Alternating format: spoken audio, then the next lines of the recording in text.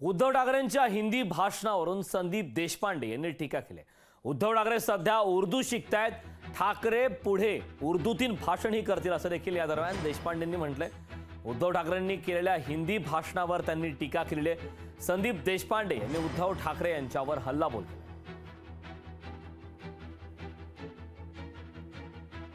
मराठी में बात करूं या हिंदी में, लेकिन मराठी भी समझ में आती है ना। जैसे नसीम भाई आपने कहा, ये उद्धव ठाकरे की लड़ाई नहीं है, ना ही किसी पार्टी या नेता की लड़ाई, ये तो आप सबकी लड़ाई है, आपके भविष्य की लड़ाई है, अपने देश की लड़ाई है, अपने देश के आज़ादी की लड़ाई है, अपने देश के प्रजातंत्र की लड़ाई है।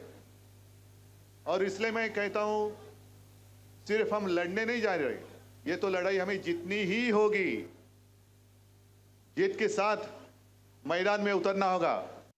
सध्या उर्दू पण शिकतायत ते, मग काल हिंदी मध्ये भाषण केलं, उद्या उर्दू मध्ये पण करतील। जनाब यहाँ बैठिए, खान साहब खाना खाइए, तकल्लुफ मत कीजिए, तशरीफ रखिए, असे शब्द तुम्हाला उद्धव ठाकरेंकडून ऐकायला मिळाले तर आश्चर्य वाटून घेऊ नका। कारण आता फक्त मराठी पण नाही, उर्दू मध्येच उद्धव ठाकरेंची भाषणं ऐकावी लागणार आहेत। लोकशाही मराठी ऐका, पहा, जागरूक रहा।